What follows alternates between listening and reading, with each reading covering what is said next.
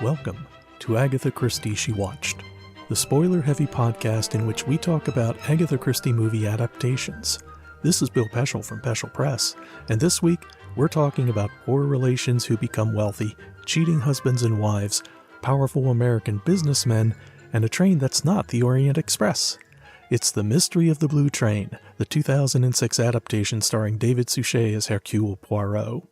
But first, let me introduce to you my partner in marriage and crime of the fictional sort, Teresa Peschel. Teresa, how you doing?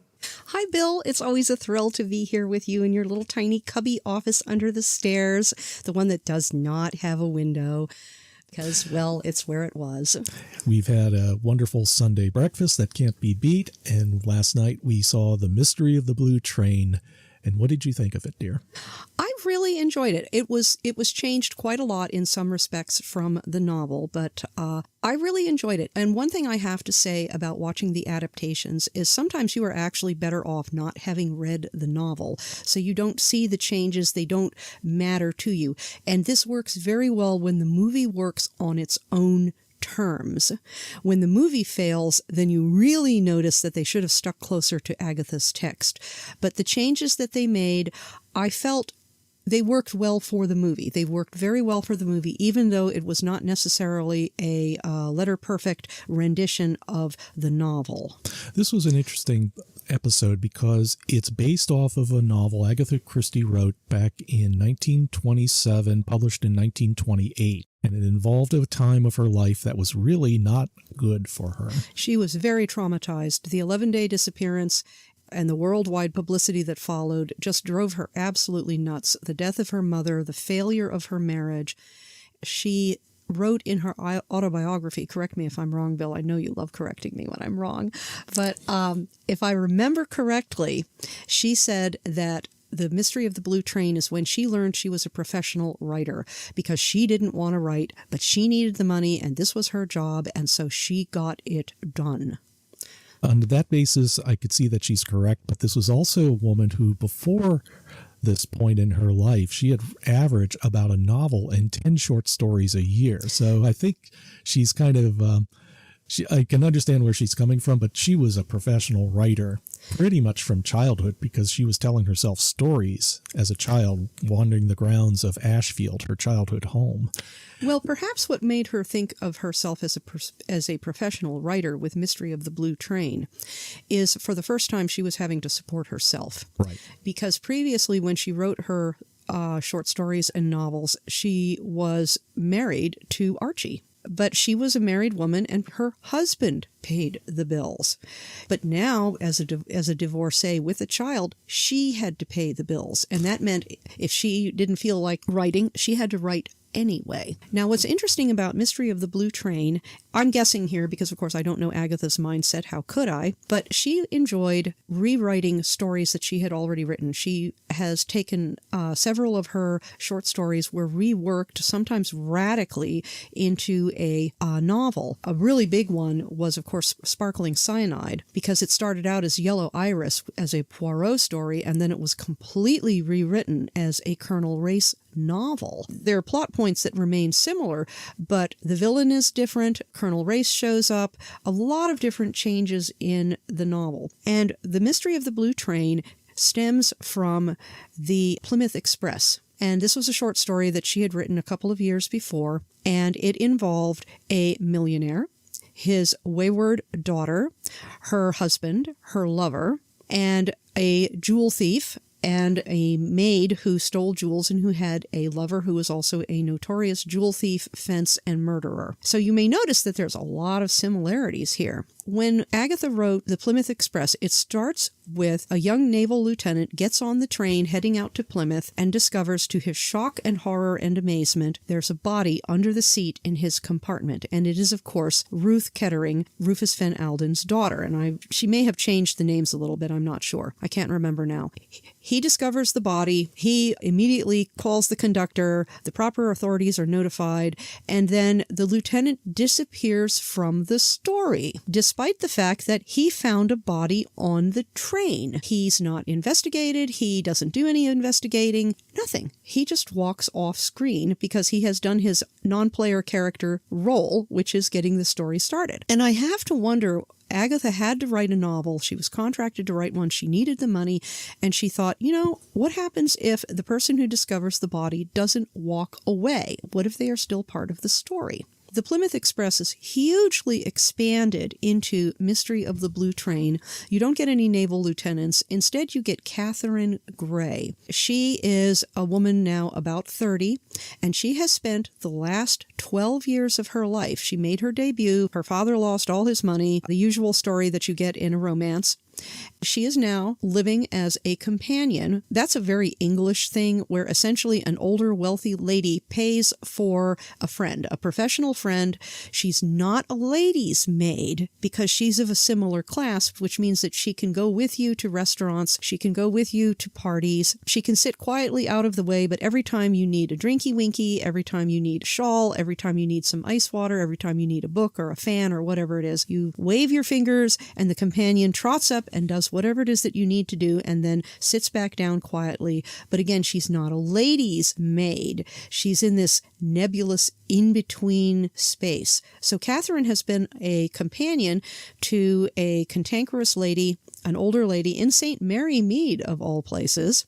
Her life is fading away before her eyes. She's 30 years old, and then the old lady dies, and Catherine suddenly, to her amazement, is an heiress because the old lady gave her her £2 million estate, which Catherine did not know about. She did not know that the old woman was this rich, and neither, by the way, did the old lady's relatives. The adaptation removed a number of very minor plot threads, including Catherine dealing with the old lady's actual blood relatives, who were suddenly pushy and demanding once they discovered the old lady they had ignored had money. The adaptation removed the Greek jeweler to thieves and kings and his daughter, and they specialized in high-end jewels like the Heart of Fire. That was completely gone. But the Heart of Fire remains.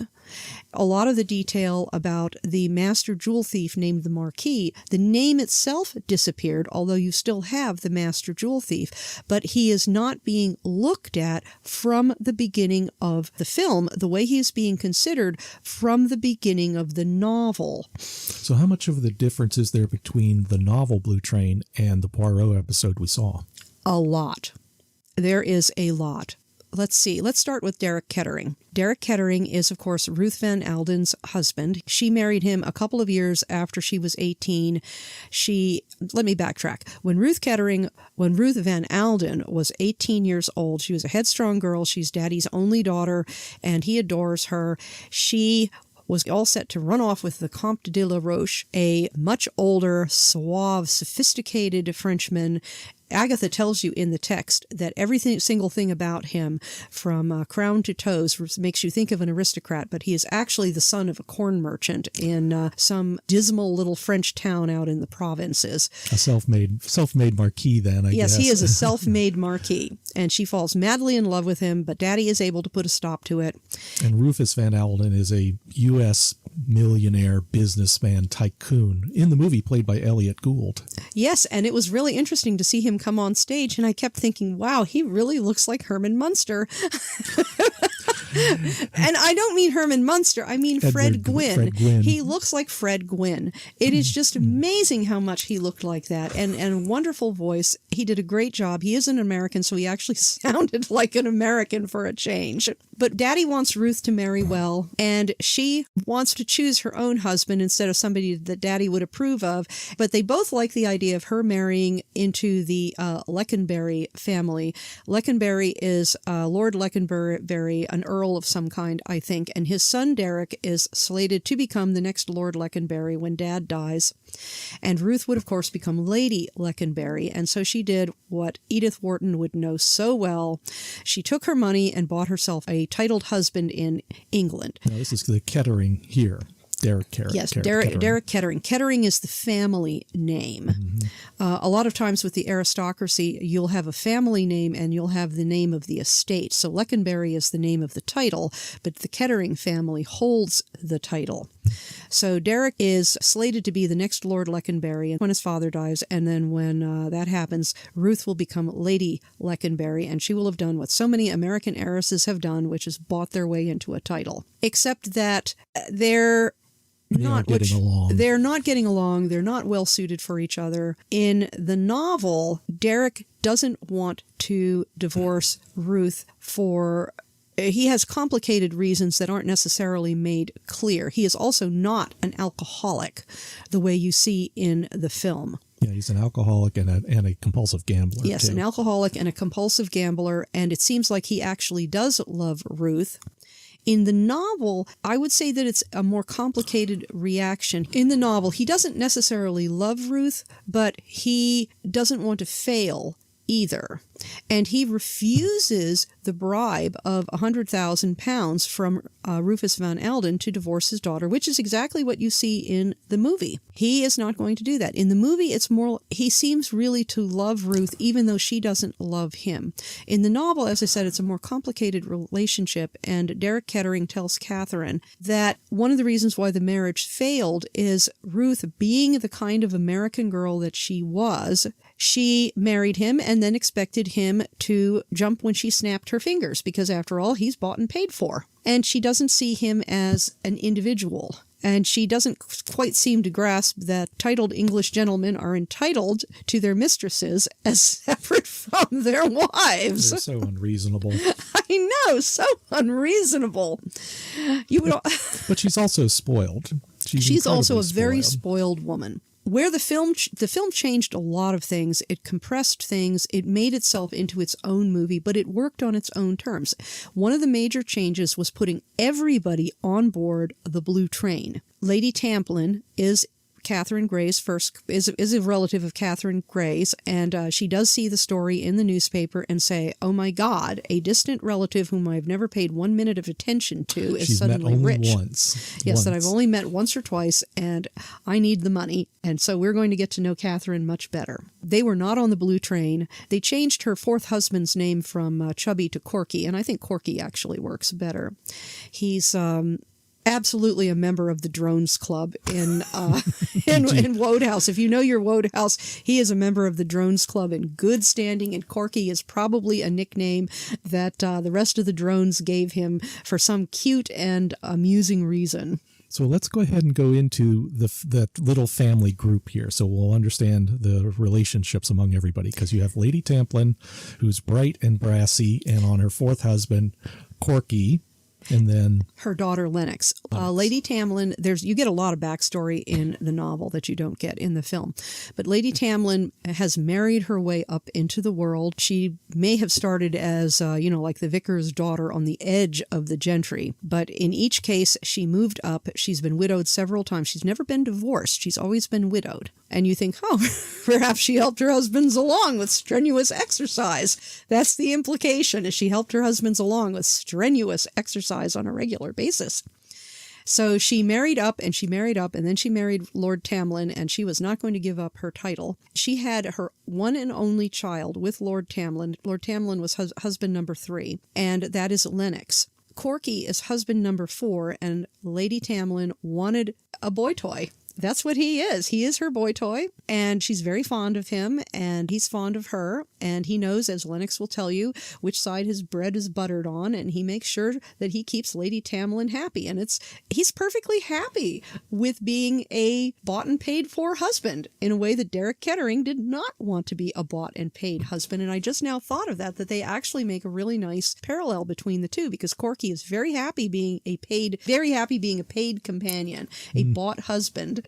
Derek Kettering didn't want that. So Lady Tamlin has been living in the south of France for a number of years, and one of the things that she did during the Great Wars, of course, like many ladies, she opened her villa and used it as a convalescent hospital for veterans and soldiers of the war, and that is how she met Major Knighton. Major Knighton, who is now the assistant to Rufus Van Alden. In the novel, you get some backstory about Major Knighton and how he met Rufus Van Alden. They met in Switzerland. Major Knighton very subtly said, I'm looking for a post, and Rufus Van Alden at the time happened to be looking for someone to help introduce him better into British society, somebody who knew the ropes. And as Major Knighton is like, but I'm not a secretary, I don't know business. And Rufus says, I have people for that. What I need is someone who can make introductions, who can smooth my way. In all of those cases when he discovers, I guess, that his money doesn't smooth the way as much as he thought it did. Major Knighton happened to have been at Lady Tamlin's convalescent hospital. He was injured and he limps permanently from his war wound. Although, as you find later on, maybe he doesn't, because Lady Tamlin tells Poirot, I didn't think it was that bad. I thought the doctor didn't think it was that bad. And then, of course, Poirot also contacts the doctor on Harley Street who had treated him and finds out that, no, he shouldn't be limping. This is a strange thing. This is something that Poirot looks at in the novel. It doesn't come out in the film at all, which I think they didn't have the time. But it's one of the things that pins Poirot's attention onto Major Knighton. Why is this man claiming to limp when he doesn't actually limp? So we have two groups boarding the train to go to the south of France. And the Blue Train is an actual... It's like the Orient Express. That is the name of the train itself that makes the run from, I guess, Calais down to Nice and Monte Carlo in the south of France. Yes, it apparently swings all the way around Paris and makes stops like a milk run train would, which is where you have to stop at every little depot, no matter how teensy, in order to pick up and drop off. And that's why it slows down going around Paris, and then it speeds up on its way to Nice. This is one of those books that it would help actually to have a map so that you can see how you get on the train at Calais and then swing all the way around Paris and then go all the way to the south of France. Yes, so we have a lot of tension. We have a comic tension with Lady Tamlin trying to ingratiate herself into Catherine Grey. Oh, yes. Actually directing Lennox to come to her at certain times, and Corky to be there as well. She's trying to stage manage it, and it's absolutely delightful. Oh, it is so amusing, and she is so much a force of nature that she has a huge party to welcome Catherine Grey to Nice society. Oh, but let's go into, how does Poirot fit into all this? Oh, Poirot introduces himself to Catherine Grey in the restaurant, in a nice restaurant. This is after he has been dealing with Rufus Van Alden and Ruth. Yeah, because they spot him and they fangirl. She recognize him. fangirls. Ruth fangirls all over Poirot, and he is taken aback. One of the interesting things to watch in this movie is how Poirot seems much more isolated, despite having crowds of people who know him, crowds of people who invite him out, crowds of people who fawn all over him. He seems alone in the crowd. And there are scenes where he is obviously out of place, and this has not happened previously in the series, where he is alone in the crowd. But that's very much what happens, because Lady Tamlin, let me go back to Poirot introduces himself to Catherine Grey. He's already been irritated by Rufus Van Alden and his daughter. He's been pushed into attending this glamorous birthday dinner for Ruth, where she is wearing the Heart of Fire around her neck, a ruby the size of a pigeon's egg. It's a big one. It looks like a great big piece of cut glass. And he's sitting off to the side, and he notices a pretty young woman by herself past the first flush of youth, and she is having some trouble ordering wine, and he goes over to assist her, to show her how to do it in the kindest way imaginable, very avuncular, as he says. She doesn't know how to taste the wine from the bottle and tell the waiter to pour. And she is so pleased to talk to Poirot, and of course, remember, Catherine Grey has been a companion, which means she is able to get along with people, grouchy, unpleasant people, really well, because that's the hallmark of a companion, is you can get along with people that no one else can. And she is very grateful for his help. She's pleased to meet him. She looks at her dress and says, "This is the nicest dress I've ever worn that I haven't sewed myself." Because now suddenly she has money, and she tells him that she's going to Nice, and he decides, I think I should go to Nice. I will go along to Nice with you because I like you. You're a nice young lady. And she's going to be meeting these people, and she needs to know what to do in social settings, which fork to use. She's gone up in the world. Suddenly and 'cause she's been dramatically. invited. She was invited by Lady Tamlin, which is why she's going to Nice. What she doesn't know is that Lady Tamlin has come out on the train to meet her on the blue train so that she can work on her for money all the way to Nice. Now, the other person who shows up on the blue train, and her part was really radically rewritten, is Mirelle the dancer. Wonderful actress that they had playing Mirelle. In the novel, she's Derek's mistress, and he breaks it off with her in order to reconcile with Ruth. In the film, she's Rufus's mistress, and he uses her. And they could have spent a little more time on the plot with this because it did kind of come from out of left field. But Rufus pushes Mirelle, his mistress, to hit on Derek so that he can have proof of adultery for the divorce that he wants his daughter to get from Derek.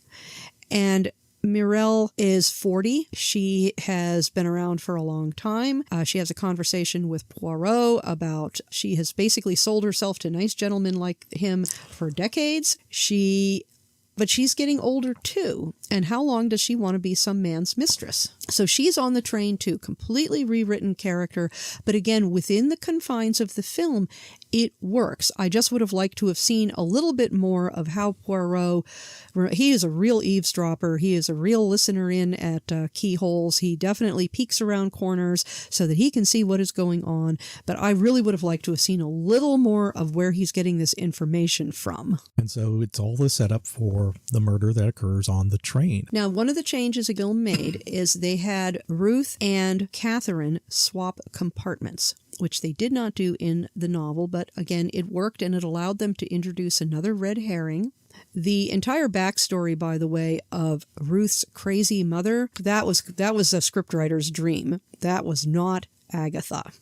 But Ruth and Catherine did have a conversation on the train because Ruth needed to unburden herself about wanting to go off with an unsuitable man and leave her husband, and Catherine was a sympathetic upper-class stranger to whom she could talk to and then walk away knowing that nobody would ever say anything.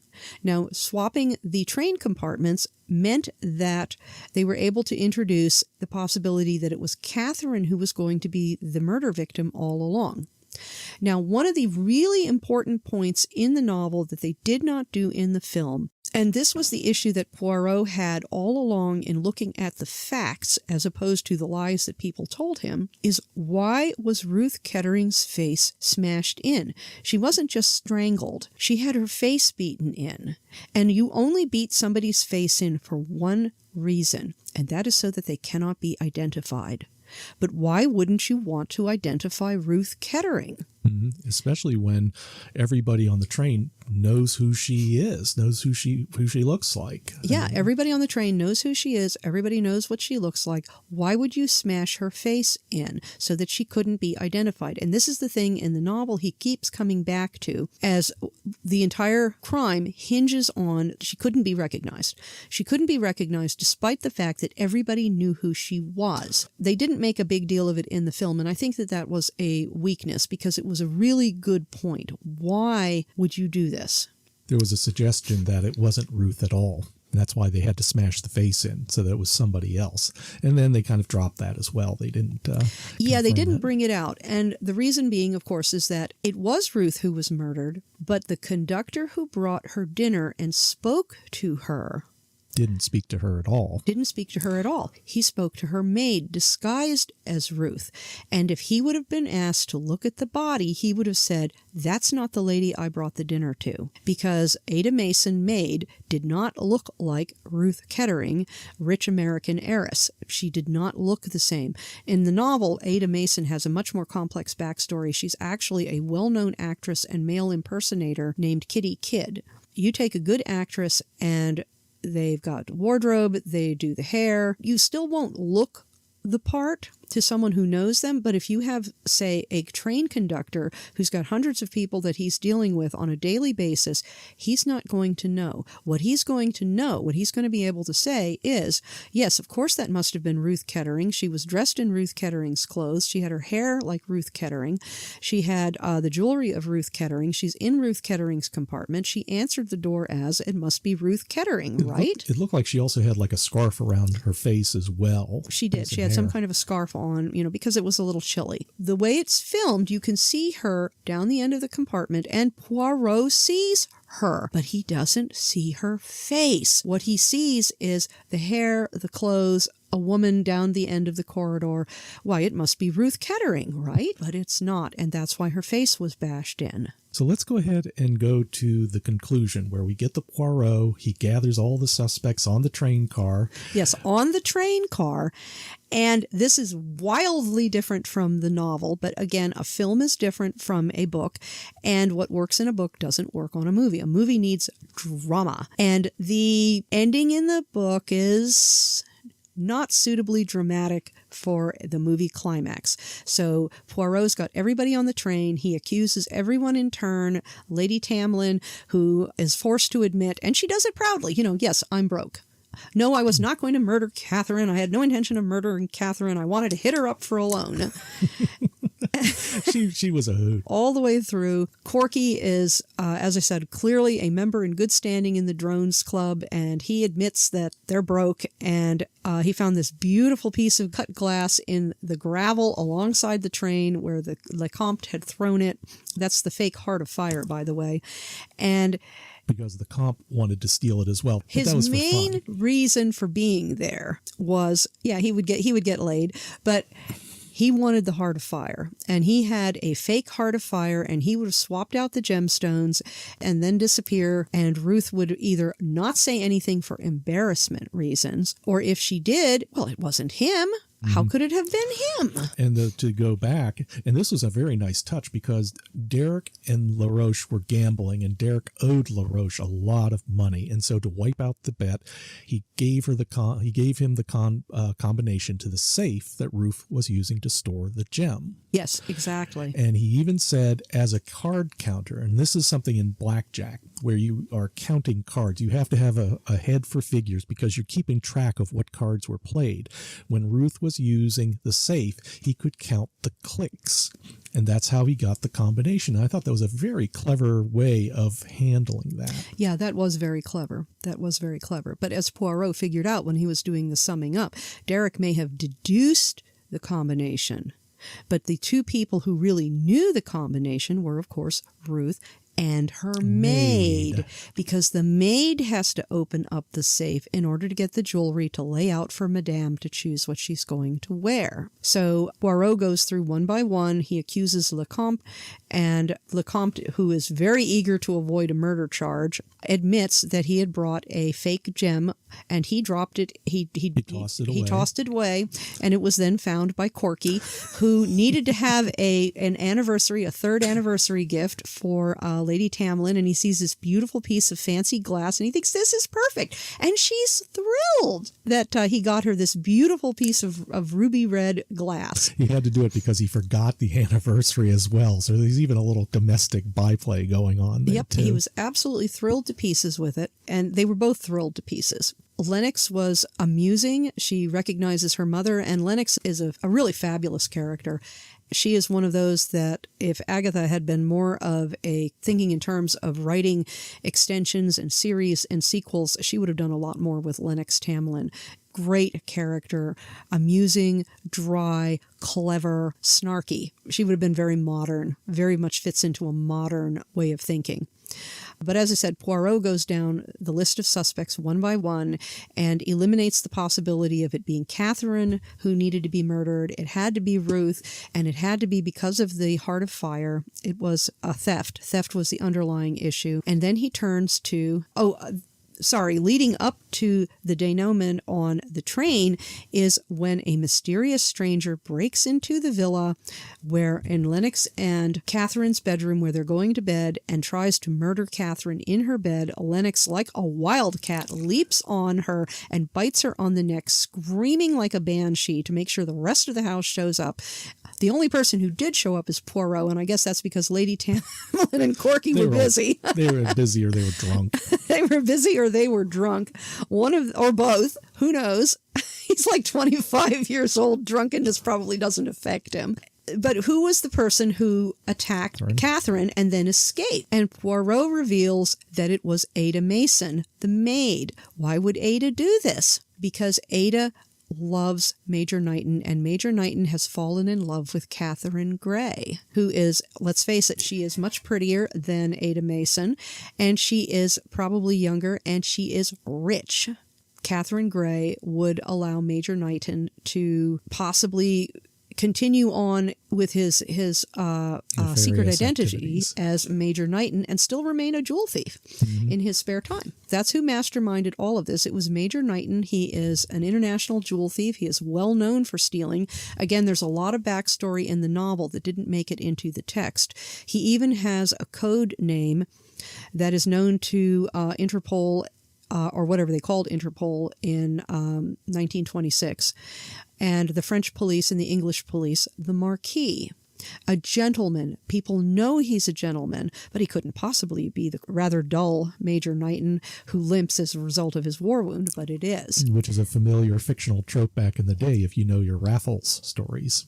Major Knighton, when he is accused, when Poirot is accusing him, he snatches Catherine, who is sitting next to him, because that's the other thing that the film did, that the novel did. The film removed the love affair between Derek and Catherine. Catherine is actually the point of the triangle, with Major Knighton at one side and Derek Kettering at the other. And as you're reading this, you're thinking Major Knighton is a really nice guy, and Derek Kettering is everything that is louche and bad about the aristocracy, and you know who's going to make a bad husband because you've already seen it with Ruth. But that all went by the wayside. And again, you've only got 90 minutes. So she's sitting next to Major Knighton, who is being very protective because it's clear that he's falling in love with her.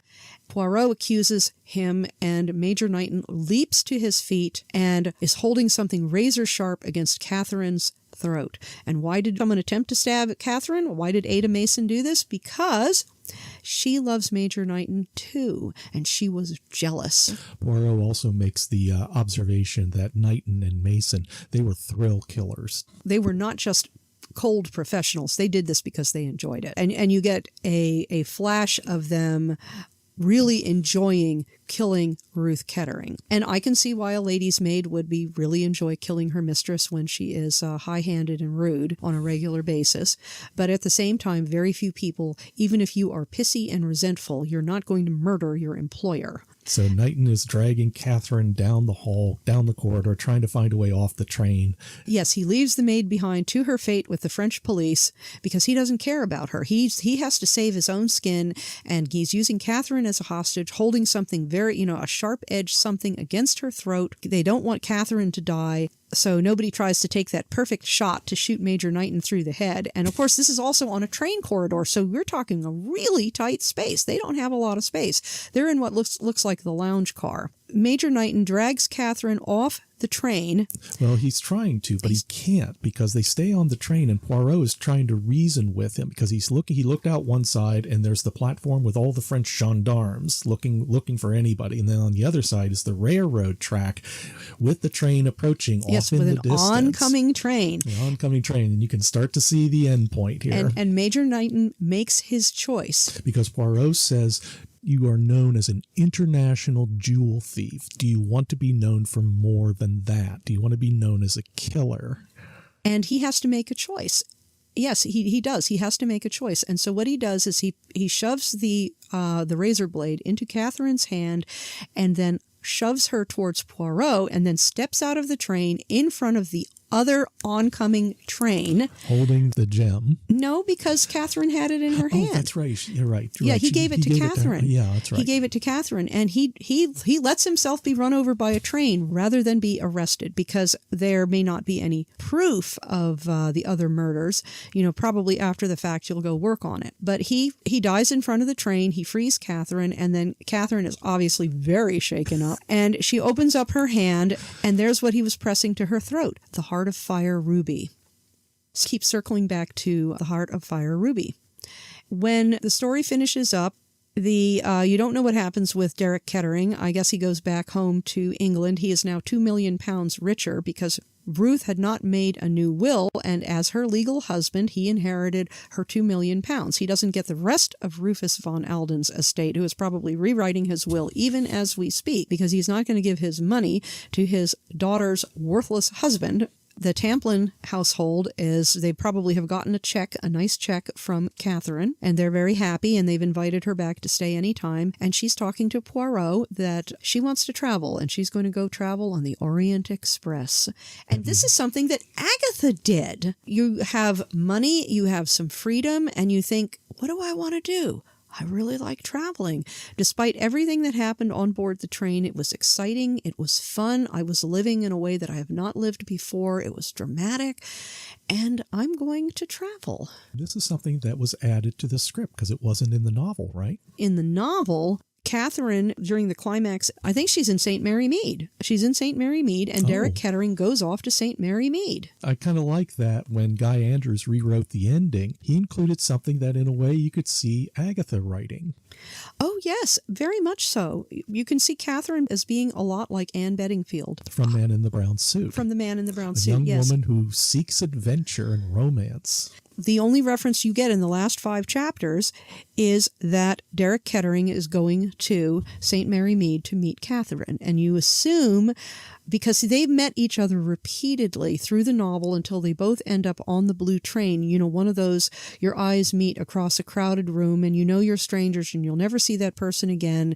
And then you see them again a couple days later at the travel agent. And then you see them a couple days later getting on board the train, and you think, oh, it's almost like it's fate. And this is better. The one thing that was really impressive about all this, after we've seen like 170 of these, is just how many strong women's roles there are, especially in this one. Oh my gosh, the men really take second seat, because you've got Ruth Kettering, who is very much her own woman, even though she doesn't think things through. She wants what she wants, but she's very much her own person. Ada Mason, the maid, again, she is more complicated than just a maid, because she tries to murder Catherine, even despite the risk that it would put on her and Major Knighton, because she is so angry, she is so jealous. You have Catherine herself, who is a woman no longer in the first stage of youth, whose world has suddenly opened up dramatically from being a companion. You have Lady Tamlin, who fully embodies the sensation that if I'm an aristocrat, then I set the scene, I make the rules, and I'm going to do what I want. And her daughter Lennox, who looks at mom with a very clear eye. Oh, she's going to hit you up for money. She does what she wants. I love Mummy, but I recognize that she's unscrupulous about money. And Lennox is just great fun as well by herself. Yes, she is her mother's daughter. Lennox deserves a TV show of her own. She deserved a series. She deserved a book of her own, but Agatha didn't do that. So I guess that's up to the fan fiction writers of the world.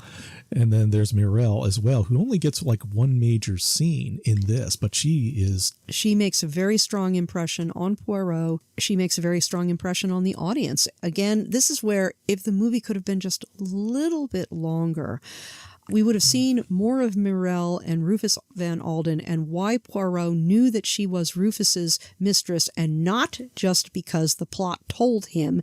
He pulled out that little slip of paper from his boutonniere vase and read the directions. I would have liked to have seen more of Mirelle. The entire added story about Ruth's mother's being this crazy woman who's now a nun in a French convent was kind of strange, but okay. Gave Morel something else to do as well, another clue for Poirot to suss out. So. Yes, it did. And by the way, also the entire backstory about Catherine, her father committing suicide because he had sold his company to Rufus von Alden, who then fired all of the workers despite swearing that he wouldn't. That was completely made up too.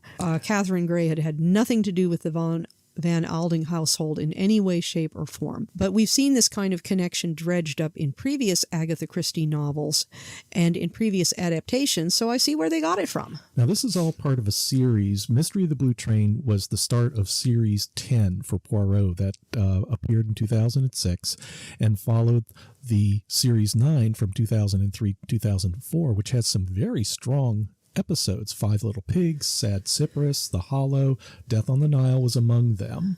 Which I didn't like that much. I think if you're going to watch Death on the Nile, watch the Peter Ustinov version, and I am, by the way, folks, including the Sir Kenneth Branagh version. The Ustinov version really is the best. These are some very, very strong episodes, and I think with Mystery of the Blue Train, in a way, it's more of a movie-length version of the hour-long Poirots. This is not as emotionally deep as Five Little Pigs or The Hollow. Well, having the wild party at Lady Tamlin and the really nice birthday party gala that Ruth Kettering has, a lot of dancing, a lot of music, great 30s jazz music all throughout, wonderful, wonderful music. I don't usually notice the music as anything like other than wallpaper or it's bad music. 80s TV movie music that says, oh my God, here comes something scary. Oh my God, here comes something romantic. Get ready, folks, because here it comes. Almost there. Oh my God, here we are. This had a great score. And yes, there was a lot of froth and fizz and effervescence. And at the same time, Poirot is outside of it all. He's the observer. He's the observer. Even in the party. Even in the party at the villa. Especially in the parties. He is the observer. And it was so clear that he was the observer in a way that he has not been in previous episodes. He is being isolated. And I guess we'll see more of that in the upcoming episodes. I have no idea. But he is clearly being more isolated here than in anything we've seen to date. And this is not to say this is inferior to The Hollow or Sad Cypress. I think it's just on a par with them. I think this is an excellent episode. Excellent episode. Well worth watching. It's just from a different earlier, harkening back to the earlier Poirots that were amusing and at the same serious at the same time. Yes, a serious and amusing. Don't want to say cozy because I would never say that Agatha Christie wrote cozies because she didn't, but it was more lighthearted. And they really treaded a very nice line between the seriousness of the murder of Ruth Kettering and the sparkle and effervescence and fizz of particularly the Tamlins, Corky and Lady Tamlin. They are their own people and they're having fun. They're enjoying every moment of their lives, even when they are wondering how they're going to pay the tradesmen. And it's a different kind of humor than some of the later Ustinov movies where he's being made a clown. He's, people are bumping doors into him. Oh, terrible. Yes, the terrible appointment with death until I saw the Suchet appointment with death, which was worse. So I guess that answers the question of would you want to see this again? Would you want to recommend it? Oh, yes, absolutely. Absolutely. But go into it knowing it is its own thing.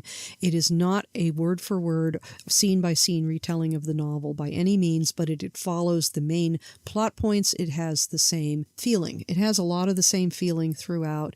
It was charming and it was improved in some ways, and it was its own thing.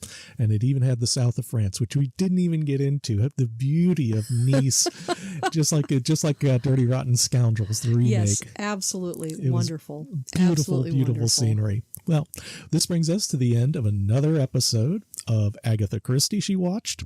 Next time, we're going to play a little game. We're going to be playing double bridge with Poirot, 3 other detectives, and 4 murderers. It'll be cards on the table. With Ariadne Oliver. I'm looking forward to seeing. I haven't seen much of the Zoe Wanamaker except for Dumb Witness. Was it Dumb Witness? No, it was it was Dead Man's Folly. Dead Man's Folly. That's right, the murder game. So I'm looking forward to seeing more of her. And we'll see you again next time. Thanks for joining us, folks. Agatha Christie She Watched is Teresa Peschel and Bill Peschel. Produced by Bill Peschel. Theme song, Call to Adventure by Kevin MacLeod. New episodes come out every week wherever you stream your content. If you enjoyed this podcast, you can help support us by going to anchor.fm/mystery and leaving a 5-star rating and review, and by helping to spread the word. To advertise on Mystery She Watched, email Peschel at peschelpress.com. All questions and comments can be emailed to Peschel at peschelpress.com. And thank you for listening.